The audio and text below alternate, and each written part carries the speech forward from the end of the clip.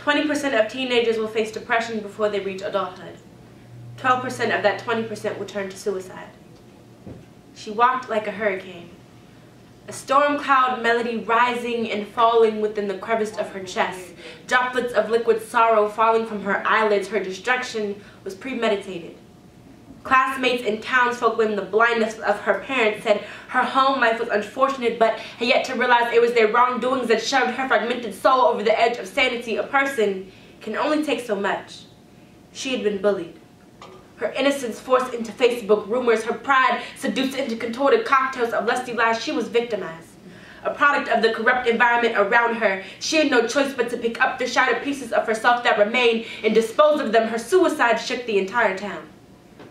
Her body was found submerged in a bathtub that reeked of desperation, pill bottles strewn across the tile floor, the smudged suicide note sprawled in black ink that read, "I just needed to feel like something, anything, other than nothing." The autopsy results concluded that she OD'd on Oxycontin, but not even the most advanced instruments could see the gallons of defeat that flooded her bloodstream that eventually reduced her into nothing. And when you are nothing, you are overlooked, meaning no one stops to take a second glance. No one stops to ask you about the jagged carvings outlined in your flesh. No one stops to defend you against the razor-sharp insults over things you can't control. She lost control. Control over the insecurities that danced over her subconscious. Her suicide danced over the community's subconscious. They called her stupid, said suicide wasn't the right answer, that it wasn't morally right. But you want to know something that isn't morally right?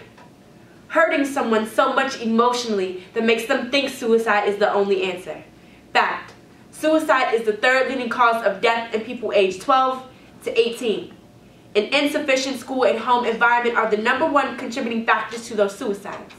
So the next time you notice someone with a storm cloud melody rising and falling within the crevice of their chest, give them something, anything, other than nothing, to believe in.